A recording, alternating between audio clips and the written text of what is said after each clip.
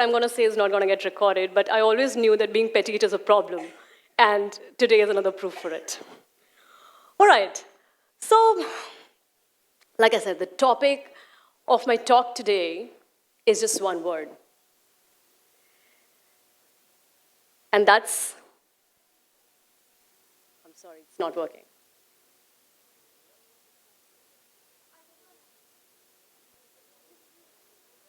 Give me a hand mic.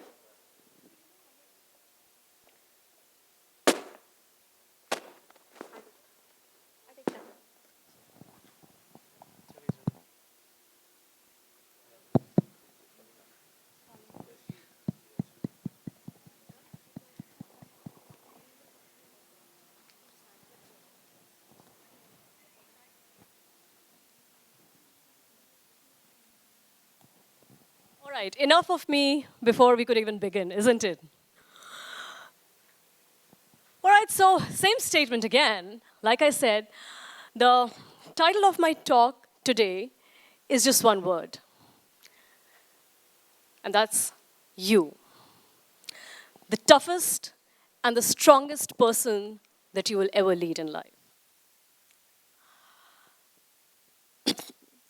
Back in the times, I'll actually start with something very, very small. Tell me, when was the last time when any one of you actually thought about you? Not about your job, not about the title that you hold, nothing that your family, ancestral background that you come from, or the friends that you behold, but just you. Most of us actually don't. And that is where this story begins. Right.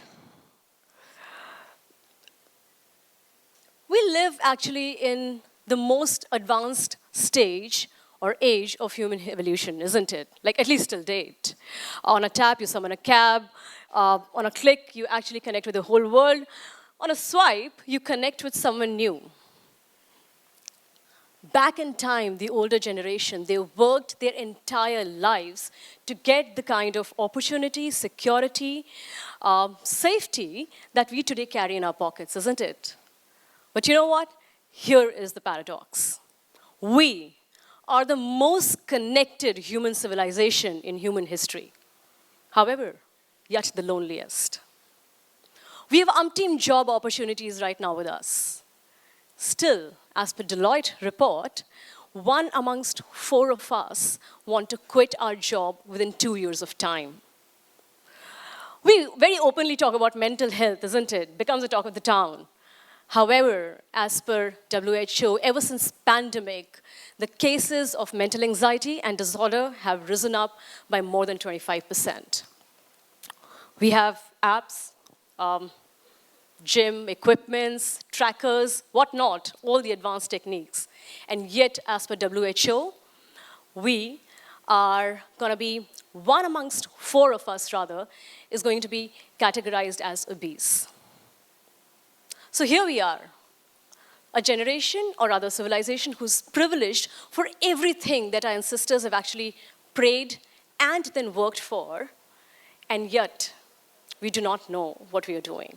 We wake up tired, we wake up lonely, we wake up asking ourselves, what are we doing?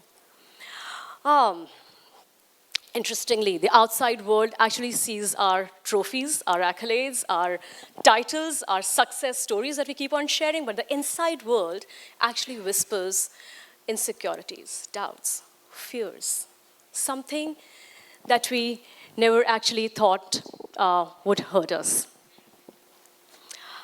This is actually the paradox that we deal with today. Bringing in, take example of Michael Phelps. All of us have heard him, right? We know him.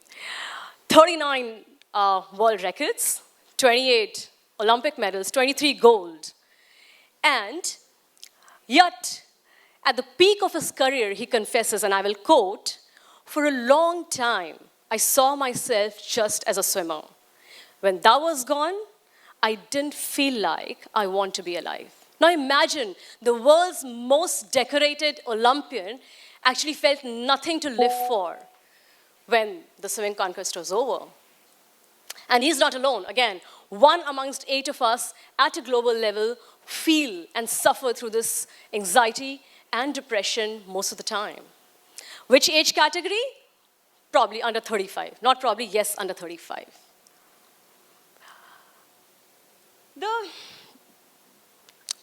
Talking about the instance, let's go back to the ancient times. I'm a big fan of our Indian scriptures. I will actually take example of our sage Vishwamitra. I'm not sure if in case you guys have heard of him. A sage of, but by the way, he was a born Kshatriya king, all right? A seeker of wisdom, a sage of immense power. And yet, if you all know, he actually coined, rather wrote down the world's most powerful mantra, which is Gayatri Mantra, right? Yet his fiercest battles, was not with the outside enemy. His difficult, the toughest battles was fighting with his own self. And you know what those were? The temptations, distractions, fear, doubt, ego, and most importantly, his anger.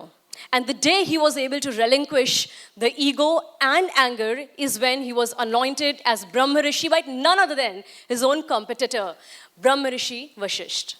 Maybe a story for another time. But does that ring a bell somewhere? Resonate? One notification, one rejection, one failure, and our whole world collapses. Let me speed jet it to today's time. We all have 2 a.m. friends. And we are 2 a.m. friends to a lot of people, right? So you get a call, and I get a call by some very close friend of mine, a senior colleague. And the first intuition, or rather the first reaction when you get such a call, at our age, trust me, is your health okay? Do you need a medical aid? And that was my question, are you okay? Do you need any help? And guys, his voice cracked. He was choking. To give you a bit of his background, like I said, senior professional, works with a global tech company. You know what he said? And he was like, Neha, I just received my letter today of increment. I hit all my targets. I earned double my bonus. I actually hold the sponsorship of all my stakeholders, and yet I do not know who I am anymore. He was choking with that statement, and he was an achiever, guys. He's like, I'm feeling so lonely. All locked up in this 4 walls. I do not know what I'm doing. This thought, actually, all of us have gone through and heard the same whisper, same disturbing notion in some phase of our life or the other. Switch gears, all right? We all have grown up hearing a lot about, study hard, get good grades, get a stable job. But stability, it's a myth in today's world, isn't it? 40% of the population worldwide actually think that their jobs are going to get obsolete in next 2 to 3 years of time. Layoffs become our news feed on a monthly basis. These days, it could be weekly. The skills that we have mastered actually become obsolete. So what do? We reskill, we upskill, we cross-skill. We say yes to every project that comes our way, right? And the career and the life, which was supposed to give us meaning, actually starts becoming meaningless. Resonating again?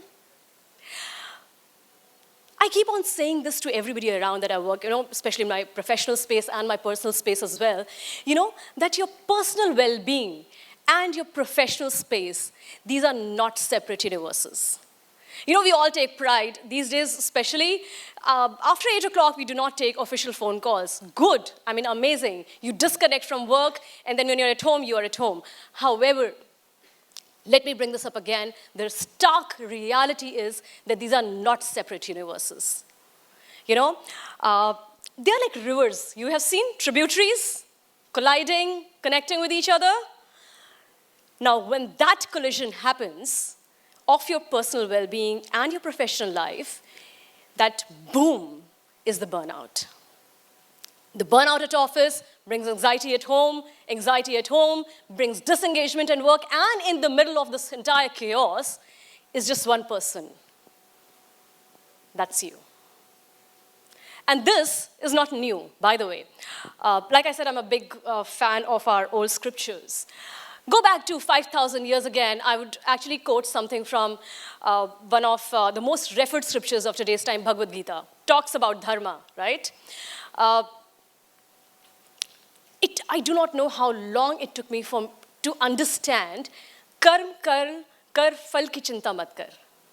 I mean, how can you not? Come on, we have given our heart and sweat and blood to the work that we are doing. How can you actually disassociate yourself with the output? I mean, outcome is connected to your hard work, right? Difficult. We're human beings, man. We are emotional people. And we are rational people is the reason why we are still, at least till date, at the helm of civilization or living beings. It took me actually so many years to understand the fact that, the outcome is not in your hand. There are zillion other factors that actually will determine the output. But what's in your hand is what you do, what you actually deliver, and how beautifully you can. For me, actually, how I happened to actually understand this entire concept was you be your best critique. And when you become your best critique, which is what I have done all my life, and I'm still trying to do it, it's not that I've aced at it, right? It's a life journey of learning. When you become your best critique, you leave very less to no window for others to be your critique. And then whatever critique comes actually is very productive, trust me about that. So when you are becoming your best critique, however, when you're doing that, trust me, the most important element is for you to be utterly honest. You cannot have a hoax personality and think you're the best in the world and still be your best critique, right? For you to become your critique, you actually have to become your critique. You have to look at your work from outside's perspective. And when you do that, when you resonate that, is when you actually attach yourself with your action. The humility and the gratitude and the satisfaction that you get from the quality of what you have actually presented, trust me, you get disconnected with the output. It still will impact you. It's not that it will not. But a lot of it would actually be taken care of. And there you are developing yourself as a being which is in absolute resonance with your own self. Nutshell, karm kar, phal ki chinta mat kar, that Gita says. We talked about resonance. Let me talk about dissonance also. Same time, Mahabharata. Heard of the legendary great warrior Bhishma Pitama? I'm a big fan of him. I wish I could find him to marry him. But again, his vow, his oath, I don't think so he'll deteriorate. He never deterred for Ambika, so bye for me. But anyway, big fan, right? Now imagine a person of such valor and stature took a vow so strong that actually defined his personality. However, that vow, that oath, handcuffed him. He actually stood silent in the court of injustice. He fought for a cause that he knew was wrong.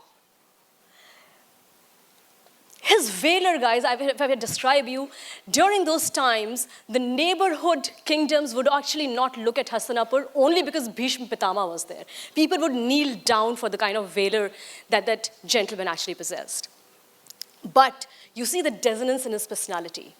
What his belief system was versus what his actions were. Absolutely disoriented. And when that happens, when there's difference between what you actually feel that you believe in versus what you actually end up doing, that gradually starts fracturing your soul. I'll take another example. All of us have watched the movie Joker, haven't we? The protagonist in that movie actually brings a very starking point that, in this whole chaos of madness that he carries throughout, he brings up something about the society which is really, truly unsettling. And I will quote him here. He says, give me a second. He says in his words, their morals, their code. Now, by their, he means a society. Their morals, their code, it's all a bad joke. When the chips are down, these civilized people will eat each other. Now, in a way, Joker upholds the paradox of the society that we live in. The paradox of the society that we actually live in.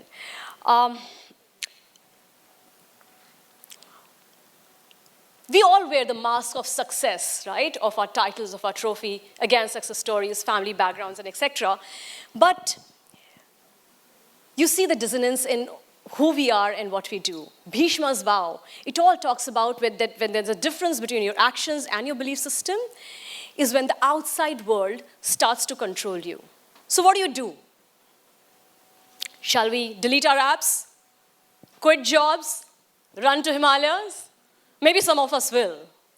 But for the most of us, the answer is very simple and yet something very difficult. Now, before I jump into that, I know I've run out of time, but give me some time. I would like to complete this up.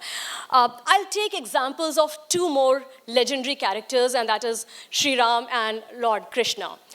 And why, I will tell you. For my entire life, I have been into an extremely conflicting emotion with these two characters. You know, they've killed in deceit. They have left their loved ones. They have actually conducted political games that I think we common humans can't even believe or abide by. And why do we still revere and worship those deities? I could not. Like you, I have literally questioned all my life to understand. And it really took such a long inward journey of mine to understand why we actually worship these two legends. And I'll tell you why. That is because of the solidarity of their personality that they carry. You know, no matter what happens, no matter how chaotic the world around is, the society treats you or teaches you, what you are is what's here within. You know, nothing moves you, nothing deterrs you. You are on your path for the belief system, and your actions are absolutely in alignment, are dig and amar. And I think these are the qualities that even if 1% of it we actually take, our lives would actually be so beautiful. So coming back to the whole concept, what do we do? Small steps, baby steps. In life, actually look for real connections. Not your Instagram followers, 10,000 likes, the people who do not even know you, but look out for people who really see you for what you are. At workplace, respectfully demand balance, not just the paycheck. For growth, look for meaning and look for a purpose, not for the jobs and the titles. And I'm sure when I'm saying this, the thought will be running in your head, oh my God, enough of Gyan. We know it all, isn't it? Of course we know it all. But how do you arrive at that? Easier said than done. And here is a culmination of, again, my talk.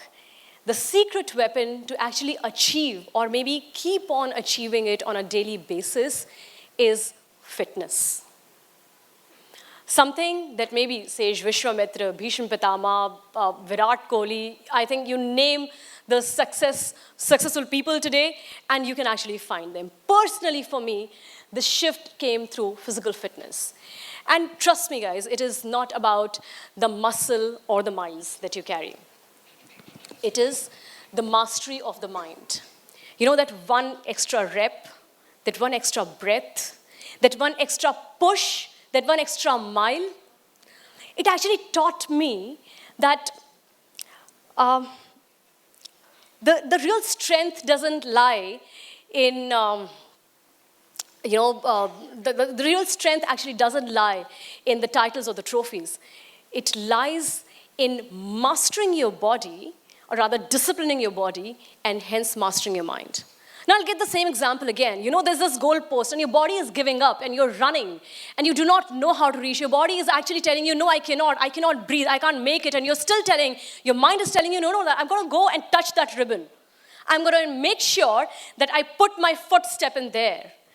That win is something that you're telling your mind that, you're capable. You can achieve it. You're disciplined.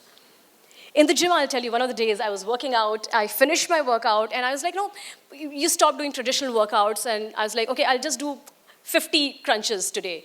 That 50 went to 100, to 150, to 200, to 500, and I ended up doing 1,100 crunches after my workout in 42 minutes of time. And it actually makes you realize that it's all a mind game.